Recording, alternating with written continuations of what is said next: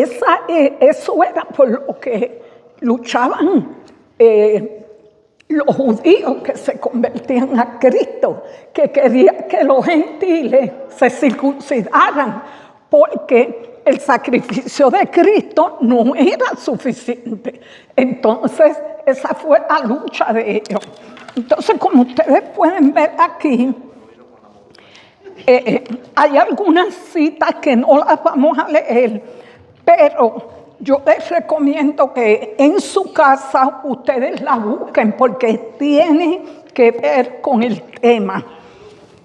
Dice, la circuncisión es una oración o ritual. Vamos a ver si alguien me ayuda a leer. Tienen el micrófono.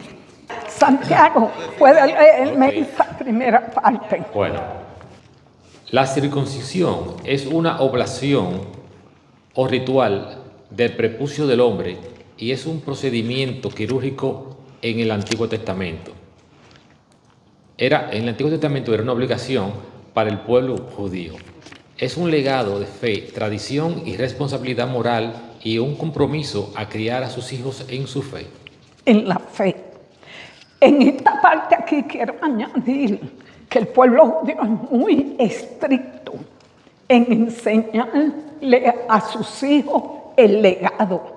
Y por eso hasta el día de hoy usted ve que los jóvenes judíos, ellos, toda la familia, practican, la mayoría, el judaísmo, y cuando se convierten a Cristo, entonces hasta son mucho más fieles al Señor. ¿Por qué? Porque ellos son bien estrictos en eso. En eso nosotros como cristianos, yo pienso, mirándolo a nivel general, a veces hemos sido muy descuidados con nuestros hijos, porque el niño hay que enseñarlo desde pequeño. Cuando conocemos al Señor, instruirlo. No podemos esperar que sean grandes. La Biblia dice, instruye al niño en su camino, y aunque él sea viejo, no se apartará. Y eso es promesa de Dios. Puedes seguir con el número 1. Esto fue señal del pacto que Dios hizo con Abraham, y él fue el primer hombre en practicarlo. Cuando Abraham fue a sacrificar a su hijo en mandato de Dios, él todavía no había sido circuncidado, sino que el obedecer a Dios y creerle a Dios le fue contado por justicia. Y es cuando Dios hace el pacto con él. Romanos 4, 9 al 12. Vamos a ir a Romanos 4. Si usted tiene su Biblia, dice, y Padre, el 12. comenzando en el 10. ¿Cómo le fue contada? Estamos en la circuncisión o en la incircuncisión. No en la circuncisión, sino en la incircuncisión. Y recibió la circuncisión como señal, como sello de la justicia, de la fe que tuvo estando aún incircunciso, para que fuese padre de todos los creyentes no circuncidados, a fin de que también ellos la fe les sea contada por justicia. Y padre de la circuncisión para los que solamente son de la circuncisión, sino que también siguen las pisadas de la fe que tuvo nuestro padre Abraham antes de ser circuncidado. Como ustedes ven, Abraham se le llamó, o la Biblia lo llama el padre de la fe, ¿ok? Cuando él recibió el mandato de Dios de sacrificar a su hijo, él no había sido circuncidado, sino que después que lo obedece, entonces Dios hace un pacto con él y le exige la circuncisión obligatoria, ¿ok? Entonces quiero ponerle esto porque tenemos muchos hermanitos nuevos que no saben. Muchos de nosotros sabemos todo esto, es como un repaso, pero hay otros que no. Entonces, bueno, que sepamos el por qué ellos eran tan enfáticos con la circuncisión. ¿Qué dice el número 2, hermano Santiago? Los bebés deberían ser circuncidados al 8º día, después de su nacimiento, y Jesús, cuando nació, también fue circuncidado. Y aquí lo vemos en Lucas 2, no lo vamos a buscar, pero cuando Jesús nació también, él a los 8 días fue llevado. Y la escritura se encuentra en Levítico 12:3, se lo doy como asignación para que en su casa usted lo busque y vea que lo que le estoy diciendo es verdad. ¿Ok? Entonces, ¿qué dice el número 3? Aunque Dios exigió la circuncisión como señal de pacto con Abraham, uno de los propósitos era la higiene, ya que esto evitaba las infecciones en el hombre y la mujer. Al tener relaciones. Quisiera que fuéramos ahí mismo en el libro de Gálatas, que es el que estamos estudiando. ¿Ok? Al capítulo 5, del 1 al 6. Aunque después lo vamos a estar tocando, pero para probar este punto, por eso quiero buscar Gálatas 5, del 1 al 6. Estad pues firmes en la libertad con la que Cristo nos hizo libres, y no estéis otra vez sujetos al yugo de esclavitud. He aquí, yo Pablo, os digo que si os circuncidáis, de nada os aprovechará a Cristo. Y otra vez testifico a todo hombre que se circuncida, que está obligado a guardar toda la ley. De Cristo es desligasteis, que por la ley os justificáis, de la gracia habéis caído. Pues nosotros por el Espíritu aguardamos por la fe la esperanza de la justicia, porque en Cristo Jesús, ni la circuncisión vale algo, ni la incircuncisión, sino la fe que obra por el amor. Fíjese, esto lo dijo el apóstol Pablo, ¿ok? Entonces él le dice en este capítulo, dice que cualquiera que se circuncida, entonces está obligado, verso 3, a guardar toda la ley. Y entonces le dice a estas personas judías que se habían convertido a Cristo, pero que querían seguir a pesar que habían creído en Cristo, pero querían seguir con los mismos ritos del Antiguo Testamento, con las mismas leyes. Entonces le dice, de Cristo os desligasteis, lo que por la ley os justificáis, de la gracia habéis caído. ¿Qué quiso decirle el apóstol Pablo aquí a la iglesia de Gálatas? Le quiso decir, si ustedes tratan de vivir conforme a la ley, conforme a los mandamientos de la ley, entonces se están desligando de Cristo. Créanme que esto no fue un proceso fácil para los judíos. Al convertirse a Cristo y tener, como dijo el apóstol Pablo, que todo lo que él tenía, lo tenía por basura para ganar a Cristo. Entonces no fue fácil, así como nos pasa a nosotros cuando venimos de la religión popular, con tantas cosas, especialmente la adoración a María. Para el católico no es fácil salir. ¿Por qué? Porque han sido instruidos, donde le han enseñado que, últimamente están diciendo que María es la esposa de Dios. ¿Usted se imagina eso? Poniéndole a Dios una esposa. Entonces, tenemos que ser compasivos con el católico. Se lo digo porque mi mamá fue una mujer bien religiosa y ella era adoradora de María. Cuando nosotros nos convertimos al Señor, mis hermanos y yo, y mi esposo, todos empezábamos a hablarle. Y ella llegó un momento que le estábamos hablando y se sacó un grito, como que diciendo, no me hablen más, pero le puedo decir que desde ese día, para mí que Dios la libertó, porque empezó a buscar la Biblia, a leer la Biblia, y mucho tiempo después se convirtió al Señor.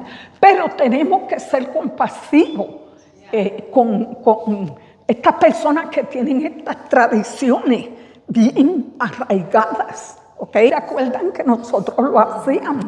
Entonces, seamos compasivos. Vamos a seguir. Ok. También le traigo unos escritos aquí que creo que para los hermanitos que tenemos nuevos, pues creo que ayuda mucho. Así que rapidito vamos a entrar en lo que son una epístola, porque oímos la epístola de Pablo, las epístolas de Juan, las epístolas de Pedro, y decimos, ¿qué significa esa palabra epístola? ¿Qué significa Santiago? Dice epístolas. Son cartas o mensajes escritos por los apóstoles y otros que fueron inspirados por el Espíritu Santo. Sigue. De los 27 libros del Nuevo Testamento, 21 son epístolas o cartas. Segunda de Pedro 1, 21 y Efesios 3. Vamos a Segunda de Pedro, capítulo 1. Y vamos a ver lo que nos dice el apóstol Pablo, el capítulo 1, verso 21. Dice, porque nunca la profecía fue traída por voluntad humana, sino que los santos hombres de Dios hablaron siendo inspirados por el Espíritu Santo. Muchas personas piensan, no, porque esto lo escribieron hombres. Sí, hombres, pero todo lo que está aquí en la Biblia fue inspirado por el Espíritu Santo para ayudarnos a nosotros, la iglesia. Amén. Y estamos de acuerdo en eso, de que aquí también dice Efesios 3:5, también tenemos en Efesios, rapidito, Efesios 3:5. Misterio que en otras generaciones no se dio a conocer a los hijos de los hombres, como ahora es revelado a sus santos apóstoles y profetas por el Espíritu. Ok, misterio, es un misterio que en otras generaciones no sabíamos nada, pero se dio a conocer a los hijos de los hombres, como ahora es revelado a sus santos apóstoles y profetas por el Espíritu. O sea que toda la Escritura, si dice la palabra de Dios, vamos a ver si lo saben. Toda la Escritura es inspirada por Dios, útil para enseñar, para corregir, para redarguir, a fin de que el hombre de Dios sea perfecto y otro para todas buenas. Enteramente. Para toda buena obra. Esa es la palabra de Dios. ¿Ok? ¿Qué más dice el número 2? Dice, la Biblia contiene 66 libros en total. 39 son del Antiguo Testamento. Los primeros 5 libros los escribió Moisés y se le conocen como el Pentateuco, conjunto de libros que contienen las enseñanzas de Dios al pueblo de Israel. Para los judíos, estos 5 libros son los más importantes de la Biblia y ellos se les llaman la Torá. Aquí se encontraban los mandamientos de Dios a su pueblo, que contenían los 610 mandamientos más importantes de la ley, los 10 mandamientos principales de la Torá, los cuales Jesús los resumió en 2. Lucas 10:27. Y quiero que busquen ese. Lucas 10:27.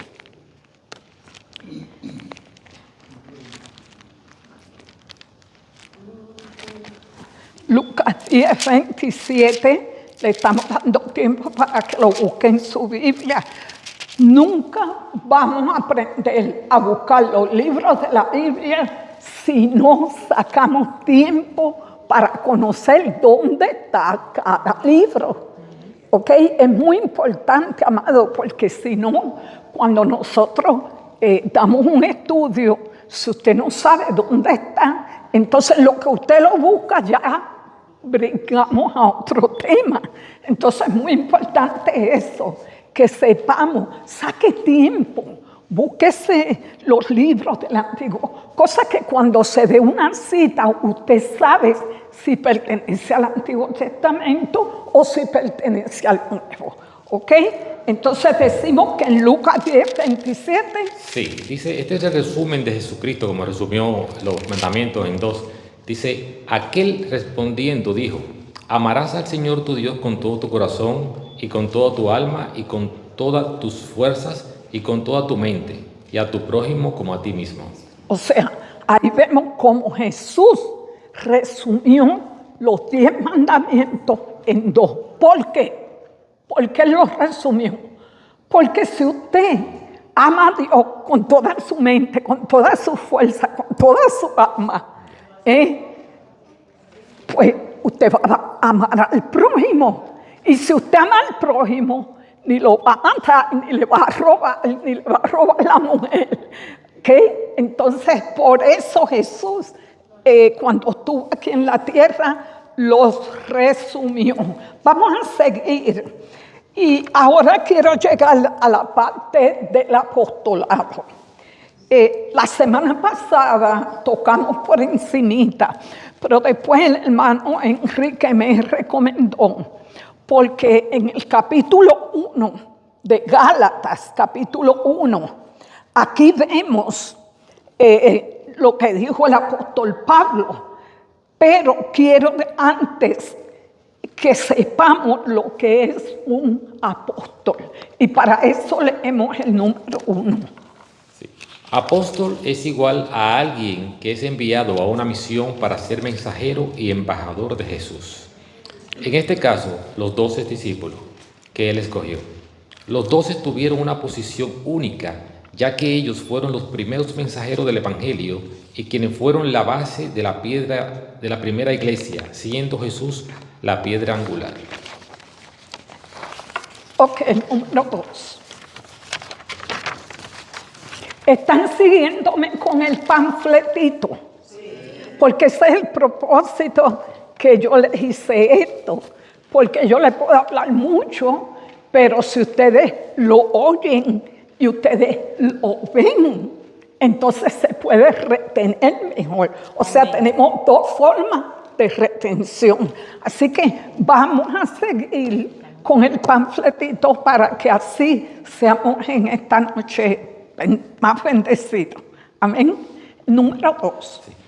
Para ser apóstol había ciertos requerimientos, como haber sido escogido por Jesús durante su ministerio terrenal. Segundo, haber sido testigo de su resurrección.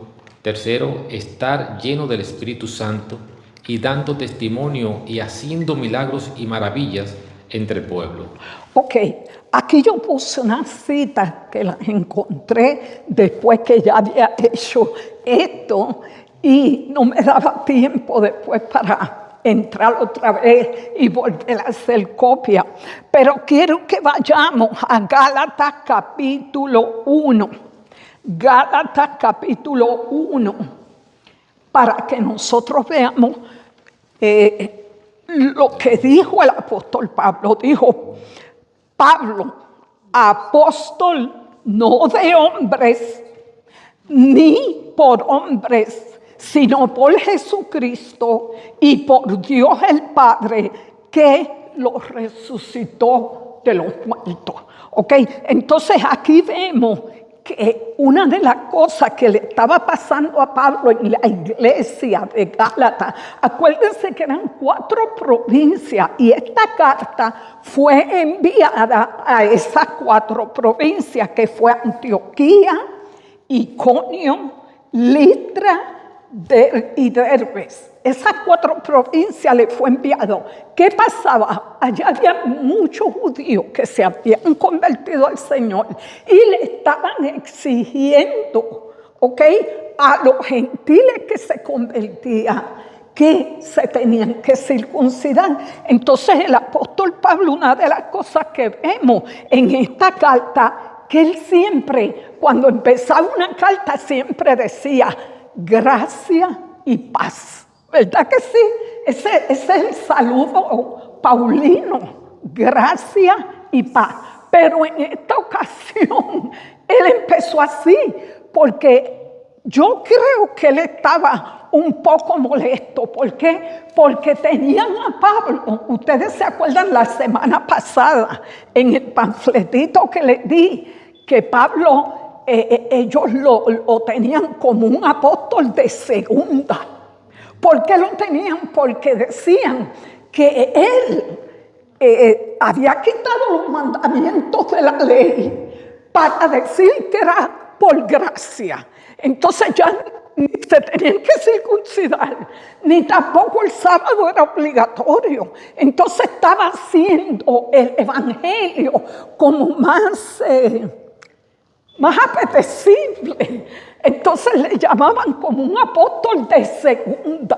Entonces para mí, que el apóstol Pablo estaba un poco molesto y por eso quizás no empezó esta carta diciendo gracia y paz, aunque después lo dijo, porque si miramos el verso 3, después el verso 2 dice: y todos los hermanos que están conmigo a las iglesias de Galacia, gracia y paz sea a vosotros de Dios el Padre y de nuestro Señor Jesucristo. Entonces ahí sí dio el saludo paulino.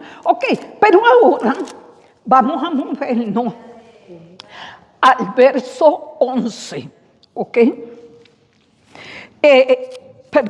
Antes de movernos, quiero decirle que él en el verso 6 comenzó a llamarle la atención y le dice: estoy maravillado. Estaba bravo. Dice: estoy maravillado, verso 6 del capítulo 1, de que tan pronto ustedes se hayan alejado del que os llamó por la gracia de Cristo para seguir un evangelio diferente. ¿Cuál era ese evangelio diferente? Era una mezcla de las leyes judías con el evangelio de la gracia. Entonces él lo llamó un evangelio diferente. Ahora yo quiero decirle a ustedes saben cuántas iglesias hay que tienen un evangelio diferente. ¿Sabe que muchas iglesias predican las leyes del Antiguo Testamento, se las aplican a la iglesia? Aunque no le aplican la circuncisión, pero le aplican el sábado. Y le dicen: si usted no guarda el sábado, usted se pierde. Quiero decirle eso. También, ¿qué otra cosa más le dicen? Que si no da el diezmo se va para el infierno. El que no da el diezmo se pierde. Usted sabe lo que es eso. Cuando el diezmo, aunque tiene bendición cuando uno lo practica, no está sujeto a dispensación el diezmo.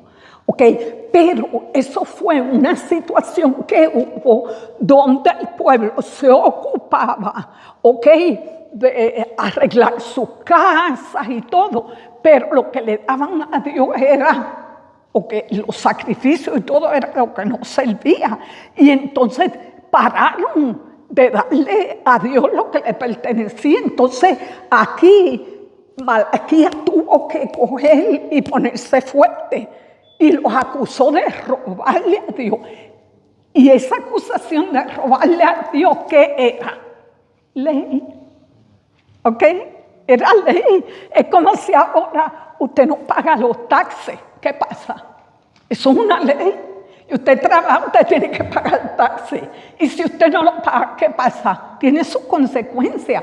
Entonces ahí el profeta le dice al pueblo judío. Entonces, coger eso y aplicárselo a la iglesia, hermano, es una mezcla que han hecho. Y la iglesia, una de las cosas, amado, que hace el legalismo es poner condenación. Usted no hace esto, usted se pierde. Eso es lo que hacían los judíos en el tiempo de Jesús, cuando le tuvo que llamar hipócrita, paredes blanqueadas. Dice, porque ustedes le ponen carga al pueblo que ni ustedes mismos la pueden llevar. ¿Se da cuenta? Entonces, eso también está sucediendo hoy.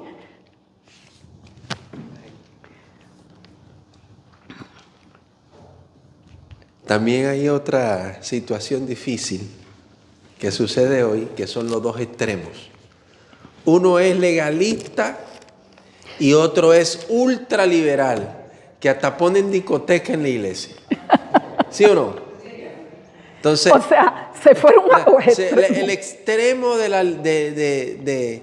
vamos a decirlo así, el extremo de querer presentar una gracia que esa no es la gracia que Dios dejó a su iglesia. Entonces hay que tener cuidado también. O sea, tenemos que tener un balance en el Señor. ¿Ok? ¿Por qué? Porque entonces salió la doctrina, salvo, siempre salvo. No importa lo que tú hagas. Ya tú fuiste, Dios te selló con el Espíritu Santo cuando tú creíste. Y entonces ahora somos salvos por su gracia. Y no importa lo que tú hagas, tú no te vas a perder, porque ya tu nombre fue escrito en el libro de la vida. Sin embargo, hay un verso que dice que cuídate que tu nombre no sea borrado del libro de la vida. Quiere decir que sí y no, y en el libro de Apocalipsis también. Pero quiere decir, amado, que según Jesús apunta el nombre, parece que también lo borra. Entonces ahí es lo que entra la apostasía. ¿Qué es la apostasía? Pues después de haber conocido al Señor, renegar de la fe. Hermano, y eso está sucediendo hoy. Gente, pastores que le servían al Señor por muchos años y ahora están renegando. Algunos hasta en estos días leí un artículo de un pastor que se convirtió en ateo. ¿Cómo usted puede entender eso, un pastor convertirse? Todavía que sea parte, bueno, pero en ateo, de no creer en Dios. Entonces, en eso, amado, tenemos que ser cuidadosos. Amén. Yo personalmente creo que el legalismo no es de Dios. Creo que tenemos que ser misericordiosos y también ser un poco flexibles. Ahora, eso de ponerle carga a la gente que no puede hacer esto, que tú no te puedes, suponer en los tiempos que yo me convertí, pertenecíamos a una iglesia, que esto lo he dicho en otras ocasiones, donde usted no podía evitar los hijos. ¿Y por qué usted cree que yo me lancé y tuve 7? Imagínense, a los 31 años ya yo tenía 7 hijos. ¿Ok? Porque eso fue lo que me enseñaron. Yo amaba a Dios con todo mi corazón. Yo quería obedecer. Y entonces, pues, me tiré en la aventura hasta que me di por vencida. Y el médico me dijo, mira, mi hijita, tú has tenido de 7 embarazos, 7 varones. Si tú sigues, y el médico era judío, dice, si tú sigues pariendo, te veo con 12 muchachos, las 12 tribus de Israel. Y en verdad ya yo no podía. Porque no es tener los hijos, es criarlos, es cuidarlos, es amanecerse con ellos. y todas esas cosas. Pero hermano, el legalismo no es bueno, porque el legalismo lo que hace es hacer señalar y juzgar a los demás. Cuando tú vives en la gracia de Dios, tú no juzgas. ¿Por qué? Porque tú sabes que todos estamos en un proceso y que Dios está trabajando con cada uno en particular. ¿Por qué? Porque Él sabe mi necesidad. Él sabe lo que yo estoy haciendo que a Él no le agrada. Entonces Él va a trabajar en eso. Entonces, ¿quién soy yo para estar juzgando lo que Dios está haciendo en tu vida? Amén. Por eso el legalismo no es de Dios. Y Jesús, cuando estuvo aquí en la tierra, lo reprendió fuertemente. Cogió a todos esos legalistas y los insultó. Sí, también quería aportar que a mí hay mucho movimiento en la iglesia, muchos pastores que se acogen a la gracia y se pasan, o sea, de gracioso. ¿Entiendes? Entonces también hay que tener un control en cuanto a eso. Y porque he oído en iglesia donde van los domingos y le dicen a la congregación, los pastores, dice, oye, no te preocupes que de lo que tú dijiste ayer ya Dios te perdonó. ¿Entiendes? Entonces que puedas deshacer toda la semana, ve el domingo a la iglesia y ya está todo, queda en blanco y todo queda bien. ¿Sabes? Todo acogido por la gracia. Entonces, sí. ¿Sabe qué? Uno de mis hijos, que ya está con el Señor, Joel, él una vez visitó una iglesia que lo invitaron a amistades y él fue, la iglesia que estaba por el Sahuen, no sé cuál era, pero él dice que él estaba sentado, estaba con un chicle en la boca, cuando se le apareció una mujer y le puso la mano, visita, le puso la mano para que echara el chicle. Y eso para él fue, mami, pero ¿cómo es posible? Pues eso es lo que hace, amado, el legalismo. Y tuve una amiga en Puerto Rico que también conoció al Señor. Y ella, cuando empezó a buscar de Dios, fue a una iglesia que era también pentecostal legalista. Y entonces ella, dice, yo no tenía en ese tiempo, le estoy hablando de 40 años atrás, quizás 50. Entonces dice que yo no tenía los recursos en ese tiempo para comprar las medias que usamos nosotras las mujeres, licra, ¿verdad? Y ella nos llevó y el pastor, delante de toda la congregación, la mandó a sacar porque no tenía las medias puestas. ¿Qué le parece a usted? O sea, amado, el legalismo lo que hace es destruir y separar.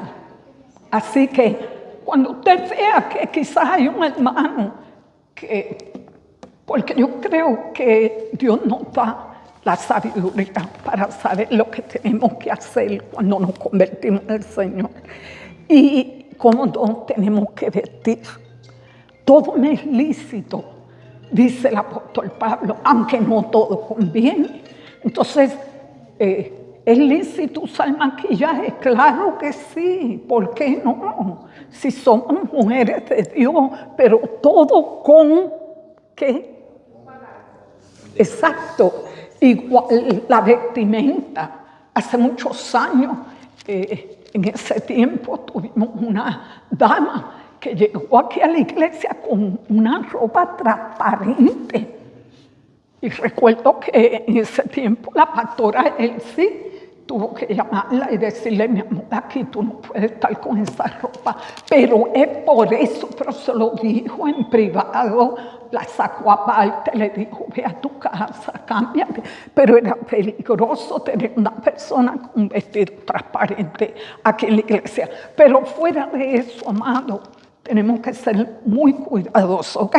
Vamos a seguir. Y yo quiero, porque todos sabemos que el apóstol Pablo, si nosotros leemos, vemos que él no estuvo con Jesús. ¿ok? Cuando en el ministerio de Jesús Pablo no estaba, entonces cualificaba Pablo para ser apóstol.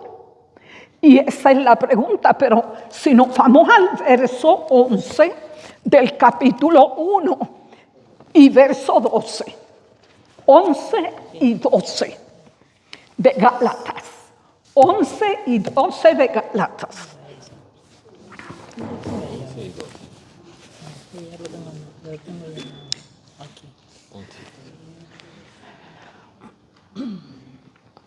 Mas os hago saber, hermanos, que el evangelio anunciado por mí no es según hombre, pues yo ni lo recibí ni lo aprendí de hombre alguno, sino por revelación de Jesucristo. Quiere decir que el apóstol Pablo, su llamado fue por revelación, ¿ok? Dios lo llamó y le dijo que su llamado era para llevar el evangelio a los gentiles. ¿Quiénes eran los gentiles? Todo aquel que no es judío. Entonces, si nosotros vemos aquí en el capítulo 2, que lo leímos la semana pasada, aquí vemos en el capítulo 2, dice el verso 5, lea del 5 en adelante del capítulo 2. 2, verso 5. Okay. Dice, a los cuales ni por un momento accedimos a someternos para que la verdad del evangelio permaneciese con vosotros. Siga. Pero de los que tenían reputación de ser algo, lo que hayan sido en otro tiempo, nada me importa. Dios no hace acepción de persona. A mí, pues, los de reputación nada nuevo me comunicaron. Los de reputación eran los otros apóstoles, ¿ok? Eran los de reputación en ese momento. Siga, 7. Antes, por el contrario, como vieron que me había sido encomendado el evangelio de la circuncisión, como a Pedro, el de la circuncisión, pues el que actuó en Pedro para el apostolado de la circuncisión, actuó también en mí para con los gentiles. Ok, entonces quiere decir que aquí él dijo, está bien Pedro, tú has sido llamado a llevar el evangelio a los judíos, a los de la circuncisión, pero a mí me fue encargado el evangelio a los gentiles, a los de la incircuncisión. Ok, ahora sucedió algo aquí, pero antes quiero decirle, todas estas citas que ustedes ven en su papel ahí, de la paginita 2 y el número 2 que dice Gálatas 1, 11, 12, 15 y 16, Hechos 19, 1 al 6, donde Pablo le impuso las manos. ¿Ustedes recibieron el Espíritu Santo? No, ni siquiera sabíamos que había Espíritu Santo. Le puso las manos y dice que fueron llenos del Espíritu Santo, porque para ser apóstol tenían que estar llenos del Espíritu Santo, dando testimonio y haciendo milagros y maravillas. También en Hechos 20, que está la cita aquí puesta, él resucitó a Eutico, porque él estaba en una predicación. Eutico estaba sentado en una ventana. ¿Y qué pasó? Se quedó dormido y se cayó. Y cayó abajo, no dice qué altura, pero cuando fueron estaba muerto. Y dice que Pablo se le tiró arriba del muchacho y oró por él. Y le dijo, no está muerto. Ya se habían dado cuenta que estaba muerto, pero él dijo, no está muerto. Y dice que él siguió hablando y el muchacho se levantó y o sea, hasta cierto punto oró por él y lo resucitó. Entonces, yo traje esta escritura para que nosotros entendamos que el apóstol Pablo en el libro de Hechos, si usted lee ese libro precioso, se va a dar cuenta cómo Dios usó a Pablo como apóstol. Aparte, todos nosotros sabemos que yo le he dicho varias veces en mis predicaciones que él tuvo el privilegio de subir al tercer cielo. Y ahí él conoció a Jesús. Y ahí le fue revelado, yo pienso, en su plenitud el evangelio de la gracia. Ahí fue cuando él, acuérdese que Pablo era un legalista número uno. Él era bien fuerte con las tradiciones de la ley.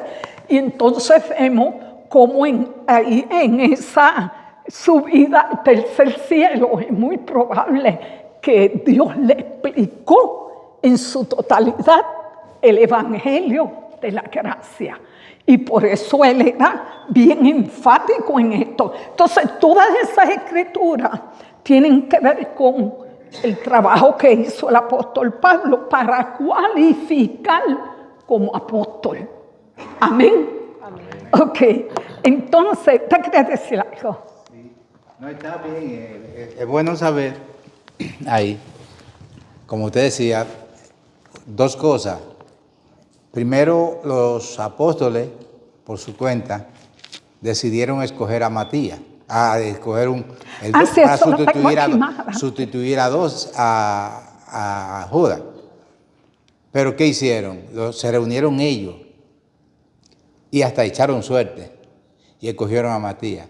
Matías no lo vemos en ningún lugar más, en ninguna parte más, en ningún lugar. Sí. ¿Por qué? Por la condición que usted dijo, para ser apóstol de Jesús, tenía que ser escogido por él, por Jesús.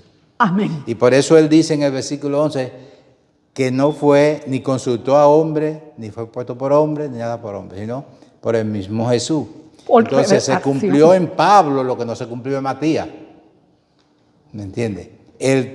La escogencia del mismo Jesús. Jesús escogió los 12 primero, falta uno, y ahora viene y escoge directo, como dice la hermana Morena, lo tumbó del caballo. El caballo blanco. Sí. Y realmente iba en su corcel, ¿verdad? En su caballo. Y lo escogió el mismo Jesús. Amén. ¿Entiende? Por eso él dice, no consulté ni fue escogido por hombre, sino por revelación. Y ahí está el número 12 completo, ya. Porque fue el mismo Cristo que lo escogió. Se adelantó. También aquí que dice ejemplo, que dice Hechos capítulo 3, siguiendo el folleto del 1 al 9, vemos también los milagros que hicieron los discípulos, Pedro y Juan, cuando salen del templo de la Hermosa. Vemos como ya se empezó a vislumbrar esos milagros que comenzaron a hacer los discípulos. También en Hechos 15, cuando Ananías y Zafira le mintieron al Espíritu Santo y ellos le dijeron, ¿tú sabes qué? Mira, acaban de sacar a tu marido y ahora te van a sacar a ti, le dijo a Zafira. O sea, ellos empezaron estas escrituras. Es muy importante que usted después se siente con este folletito y usted comience a buscarla para que usted entienda el proceso de lo que yo quiero enseñarle, ¿verdad? O sea que Dios empezó a usar los discípulos en milagros portentosos. Hermana, si quieres pasa por acá porque el micrófono está muy lejos. Pasa por acá. Yo no te oigo, no te puedo escuchar. ¿Me escuchan o no? Es una pregunta que quiero hacer. Para salir de duda, y quizá esto también edifique a alguna de las personas que están aquí que tampoco lo están seguras como yo. Entonces, todos esos apóstoles que nosotros vemos que nombran en la iglesia y todos esos nombres, ahí ya acabamos de aprender ahora, yo no había leído de una manera tan exacta los requisitos para ser un apóstol. Ahí está todo. Entonces, esos apóstoles que ahora están nombrando en las iglesias, ¿es eso bíblico? Mi pregunta. La pregunta fue una pregunta que ella hizo, ¿verdad? ¿Se autotitulan? Eco. ¿Se autotitulan? Ella dice que sí hay, en otras palabras, sí hay apóstoles hoy en día, no hay. Sí. Normalmente, si ustedes ven, hasta en la actualidad se autodenominan apóstoles. La finalidad de los apóstoles era establecer los fundamentos. Para eso fueron establecidos. Primero, tienen que haber sido escogidos por Cristo. Pablo fue escogido por Jesús. En el primero, como le decía ahorita, de Matías, lo escogieron los hombres. Y lo escogieron, si ustedes van al libro de los Hechos, capítulo 1, antes de, ni siquiera estaba el Espíritu Santo en ellos todavía. Fue en el capítulo 1, antes del Espíritu Santo. O sea, que no estaba el Espíritu Santo tampoco para confirmarlo, para escogerlo. Entonces, hoy en día, los apóstoles no pueden, un apóstol, la finalidad es poner los fundamentos del Evangelio, los fundamentos. Después que un edificio está levantado, usted no puede poner otra base. ¿Me entiende? Por lo tanto, los apóstoles tuvieron una responsabilidad. Hay etapas de la Biblia que tenían un tiempo. Hay promesas y situaciones que daba el Señor para una época, para fundar algo o para iniciar algo. Después de iniciado, es como el edificio, ya no hay que poner otro fundamento. Usted puede poner edificio sobre edificio, piso sobre piso, pero no cambiar el fundamento. Y esa es la finalidad de un apóstol. Por tanto, los apóstoles de hoy se autodenominan cuando dicen yo tengo un ministerio o levanto 2 o 3 iglesias o algo así. Se autodenominan apóstoles. Pero no está correcto. No está correcto. Déjeme ponerle al pastor. Esto del apóstol está. O sea, en la Biblia hay sucesos que fueron para esos tiempos, como por ejemplo convertir el agua en vino, Jesucristo nació por obra y gracia del Espíritu Santo, cosas así, ¿no? O sea, ya pasó, eso jamás va a volver a suceder. Yo he notado que hay iglesias que quieren volver a traer cosas, como a revivir cosas y a hacer milagros que ya no son que ya no van a suceder más. Pero bueno, entonces, el apostolado, ese nombre de apóstol, hacer a una persona apóstol, eso fue en aquel tiempo, ya eso no es para ahora, ya eso no se puede repetir. Y, o sea que eso hace que en cada iglesia que estén nombrando a una persona apóstol, eso no es bíblico. Eso fue para aquellos tiempos, no para... Yo creo que el hermano Enrique explicó bien claro lo que el apostolado. Hoy no hay apóstoles. Y punto. Eso no hay que darle vuelta, no es bíblico. Yo creo que en el papelito aquí lo dice bien claro. Para ser apóstol había ciertos requerimientos, como haber sido escogido cuando yo era uno. Segundo, haber estado con Cristo. Haber visto a Cristo resucitado. Haber estado con Cristo. Eso es un apóstol. Y el hermano explicó bien claro lo que hacían los apóstoles. Hoy en día tenemos muchos que dicen que son apóstoles y quieren poner el cimiento ya está puesto. No puede edificar. ¿Entiendes? Entonces lo que hacen es que quieren ser apóstoles y están inventando. Se pasan la vida inventando de cosas, que la Biblia dice esto, que la Biblia que tiene que ser. Eso no existe. El apostolado no existe ya. De los pulmones. ¿Sabe qué? Y ese es el problema. Y ese es el problema que tenemos con mucha gente. Si usted mira la hojita, se va a dar cuenta que por ahí voy yo, por lo que ustedes están discutiendo. Porque aquí en el número 5, ¿ok? El número 5, que dice, la epístola a los Efesios, capítulo 4, verso 11, nos dice que, ¿qué nos dice, hermano? Nos dice que Jesús mismo constituyó a unos apóstoles, profetas, evangelistas a otros pastores y maestros, a fin de perfeccionar a los santos por la obra del ministerio, para la edificación del cuerpo de Cristo. Este verso lo cogieron para entonces comenzar a nombrar apóstoles en la iglesia. Pero es que esto fue puesto, los apóstoles.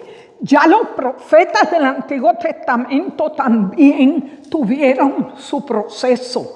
Entonces, lo segundo es evangelista. Yo creo que todas esas personas que llevan el evangelio se les puede llamar evangelistas. Amén, amén. Y no apóstoles. O sea, un evangelista va visitando las iglesias y poniendo Haciendo misiones, iglesias. exacto, levantando misiones. Entonces yo creo que comenzaron a usar lo de evangelismo, que es llevar el evangelio.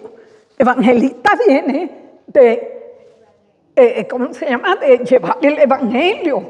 Y entonces comenzaron a proclamarse ellos mismos apóstoles. ¿Ellos se enganchan solos? Pero los apóstoles, todos esos que hoy ellos mismos se denominan, han estado ellos con Jesús, estuvieron en la resurrección, porque esa era una parte importante, haber visto la resurrección de Cristo. Así que por tanto no cualifican para apóstol. Lo que yo he escuchado es que ellos se denominan apóstoles cuando tienen más de una iglesia, cuando tienen varias iglesias. Entonces ya ellos creen que porque tienen varias sucursales, vamos a decir, entonces ya son apóstoles y están mal informados. Allá la hermana Nubia. Gracias. Aquí Pablo en 1 Corintios 15, puedo empezar del 15:6, hablando él de cuando cuando todo lo que pasó, ¿verdad? Dice, luego se apareció ya a más de 500 hermanos a la vez, la mayoría de los cuales viven aún, pero algunos ya duermen, o sea que están muertos. Después dice, en el 7, después se apareció a Jacobo, que era su hermano, Jesús a su hermano Jacobo. Luego a todos los apóstoles. Dice el 8, y al último de todos, como a uno nacido fuera de tiempo, se me apareció también a mí. O sea que él mismo se está llamando al último de todos los apóstoles. Él fue el último. Exactamente. Fueron los 12, es como dijo el pastor Enrique, ellos escogieron a Matías cuando ya no estaba Judas, pero tiraron una moneda para ver quién era el que salía, y salió Matías. Pero en este caso él dice, el último fui yo y ya está. No hay apóstoles más, como dijo el pastor también, sí. José. Amén, gracias hermana por esa escritura. Ok, hay algo importante aquí, porque dice apóstoles, profetas, evangelistas, que son los que llevan el evangelio a diferentes partes, y a otros pastores en plural y maestros. O sea, un pastor tiene que ser maestro, ¿ok? No puede ser una persona neófita, tiene que saber las escrituras y saber instruir al pueblo. Y cuando dice pastores en plural, porque hoy por hoy se oye mucho de un solo pastor, y eso es peligrosísimo, ¿ok? Porque Dios ha puesto en la iglesia pastores, o sea, ancianos, que tiene la misma connotación. ¿Por qué razón, hermano? ¿Qué estamos viendo en estos últimos 25 años? Un pastor que se apodera de la iglesia y se hace lo que diga y no hay quien proteste, porque aquí el que mando soy yo. Y cuando hay varios pastores, tiene que haber sometimiento, tiene que haber acuerdo, ¿ok? Porque el hermano Enrique lo puede ver de una manera, pero mi esposo lo puede ver de otra. Y entonces uno llega, Ustedes se acuerdan la semana pasada que tocamos el capítulo 15 de Hechos, donde había esa situación en la iglesia y que hicieron los apóstoles. Se reunieron todos para ponerse de acuerdo, ¿ok? Y cuando los apóstoles llegaban a un lugar, dice que establecían ancianos, que son pastores. O sea, ellos establecían ancianos en las iglesias para que alimentaran y para que velaran por la grey. Entonces, eso de un solo pastor es muy peligroso, ¿ok? Porque hoy mismo tenemos iglesias donde el pastor y la esposa son los que dirigen la congregación. Los hijos también. Las finanzas las dirige ¿quién? La familia. ¿Ah? Exacto, la esposa, el esposo. Nadie sabe qué pasa con el dinero. No piensa que en todas las iglesias se hacen reuniones para saber las finanzas, para saber lo que tenemos, para saber en qué usted está poniendo su dinero. Hermano, eso hay muchísimas iglesias que no hacen eso. Es más, hace mucho tiempo nosotros tuvimos una reunión y una persona que estaba empezando a venir dijo, yo nunca había visto eso, de que en una iglesia se dé un informe de tesorería. Pues aquí lo hacemos. Así que ustedes deben de estar, o tenemos nosotros que estar contentos que todo lo que se hace aquí, mire, es clarito. Los pastores no son tesoreros. No.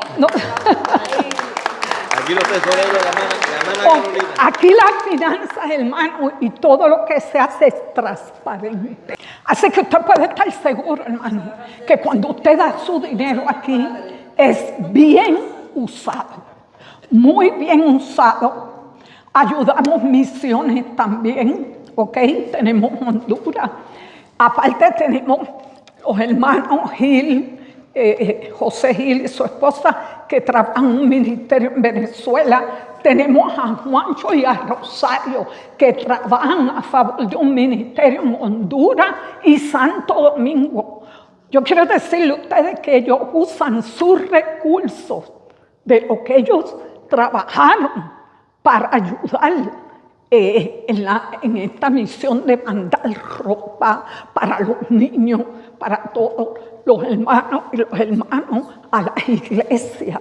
Así que el sobre que ustedes reciben, hay una parte que dice, misionero. Si usted sirve a ese ministerio, ya sea de Venezuela o ya sea de Honduras o Santo Domingo, póngalo ahí, misiones, y de su ofrendita, porque esos hermanos usan su dinero personal que reciben para ayudar a las misiones. Oiga, pero yo me pasé 15 minutos. Sí te pasa, bro. Entonces vamos a tocar todo esto y vamos a tocar la otra parte del libro de Gálatas. ¿Ok? Está muy bien. Un aplauso a Cristo.